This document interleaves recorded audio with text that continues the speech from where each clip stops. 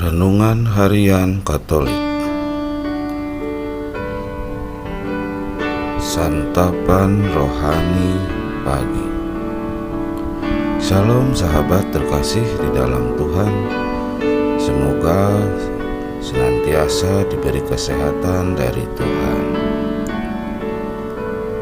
Bacaan dari kitab Amos pasal 9 ayat 11-15. Janji mengenai keselamatan.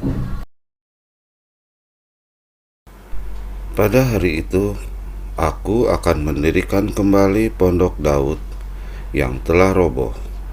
Aku akan menutup pecahan dindingnya dan akan mendirikan kembali reruntuhannya. Aku akan membangun kembali seperti di zaman dahulu kala, supaya mereka menguasai sisa-sisa bangsa Edom dan segala bangsa yang kusebut milikku. Demikianlah firman Tuhan yang melakukan hal ini.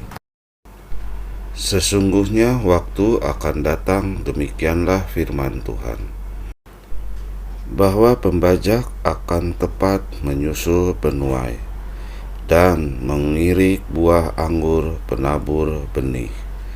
Gunung-gunung akan meniriskan anggur baru, dan segala bukit akan kebanjiran. Aku akan memulihkan kembali umatku Israel. Mereka akan membangun kota-kota licin, tandas dan mendiaminya. Mereka akan menanami kebun-kebun anggur dan minum anggurnya. Mereka akan membuat kebun-kebun buah-buahan dan akan makan buahnya. Maka aku akan menanami mereka di tanah mereka, dan mereka tidak akan dicabut lagi dari tanah yang telah kuberikan kepada mereka. Firman Tuhan Allahmu. Tuhan itu penyayang dan pengasih, panjang sabar dan berlimpah kasih setia. Tidak selalu Ia menuntut, dan tidak untuk selama-lamanya Ia mendendam. Itu pernyataan di dalam kitab Mazmur yang bisa menggambarkan bagian akhir dari kitab Amos. Di akhir kitabnya, Amos berbicara tentang janji keselamatan dan pemulihan yang akan Tuhan nyatakan kepada umatnya. Tuhan memang marah dan menghukum umat yang berbuat dosa. Namun, tindakan Tuhan tidak berhenti pada hukuman saja.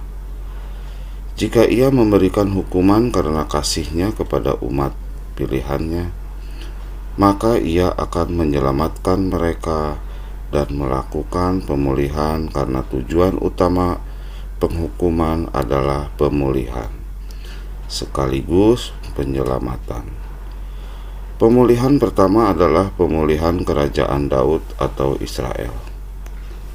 Musuh Israel yaitu Edom, yang dahulu ditaklukkan oleh Daud, namun bangkit kembali, pada akhirnya nanti akan kembali ditaklukkan. Pola berdosa dihukum dan bertobat dipulihkan adalah pola yang lazim di dalam Perjanjian Lama. Ini jelas menunjukkan bahwa tidak selamanya Allah marah. Pemulihan secara utuh atas semua segi kehidupan umat, seperti kesejahteraan, kelimpahan, berkat, kejayaan, relasi antar manusia akan dinyatakan oleh Allah.